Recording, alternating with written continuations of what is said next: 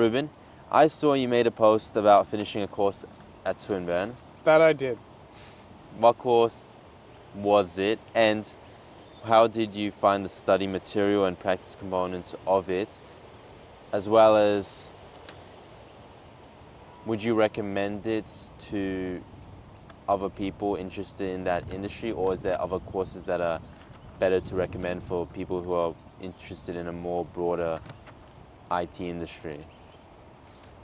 Absolutely. The one I did was the Cert IV in cybersecurity, which delves into the more obviously cybersecurity aspect, so protecting against threats, that sort of stuff. There is the one before that, which I would say is more catered to everyone, which is Certificate 3 in IT, so that's more general.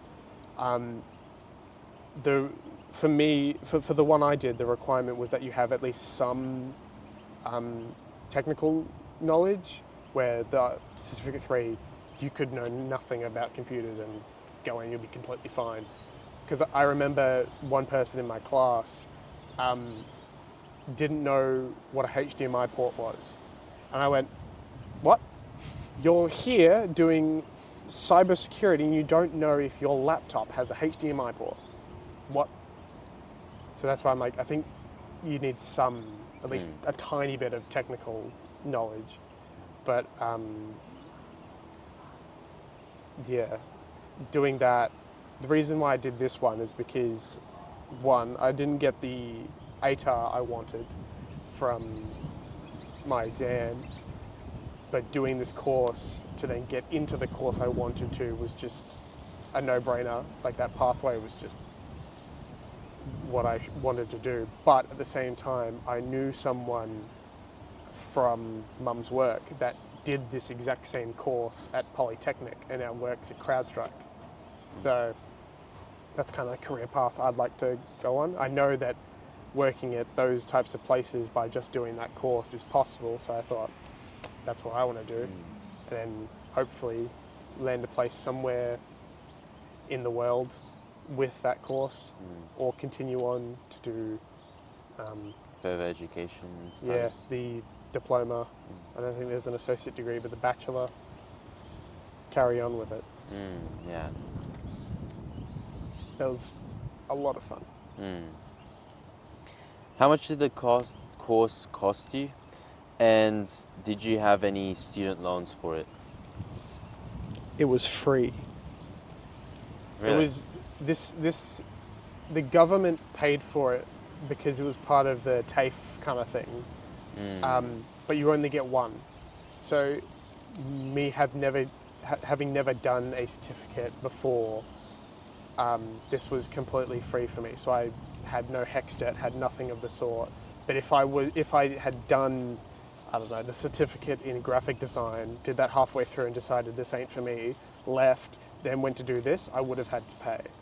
But not having to pay for this one really helped, because it meant I did. Otherwise, there are fees on the website. I think it's like $11,000, something like that, which is kind of crazy. And then like the diploma is 13, so you may as well just do the diploma. But not having to pay for this course was quite a big help, because it meant I didn't have to fork out so much money to pay for it, which meant I got a head start, and then I could put those funds towards the next degree that I want to do.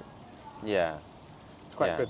The free TAFE program's pretty good, yeah. I don't know if it's still free because I do like rotations, but it says on the website if you click on the course, on like the Swinburne course at least, I don't know about RMIT or whatever, but there's a tiny green box up there that says free TAFE. So that means that course is eligible. There's several others. I think there's one in teaching, then one in fitness, one in maybe graphic design, maybe there was one in video game design, which was pretty interesting, but I didn't do that one. But they're on the rotation. And was it difficult to apply? Was there any waiting lists, or just you clicked enroll and that's it? Pretty much. It kind of has the same system as ATAR, but very different in the sense that it's not like you need a 70 ATAR to get in. and if you have a lower ATAR, you can't apply for it. It's a case that anyone can apply for it, but if you have a ATAR score, it doesn't have to be a high one. If you have a ATAR score, you're at the top of that list. So if I didn't, I'd be down in the middle or bottom of the waiting list to get in, but because I at least did the exams and got an ATAR, I was at the forefront of that list, so I just got in pretty much instantly. But that doesn't mean you need an ATAR to get in, which is pretty good.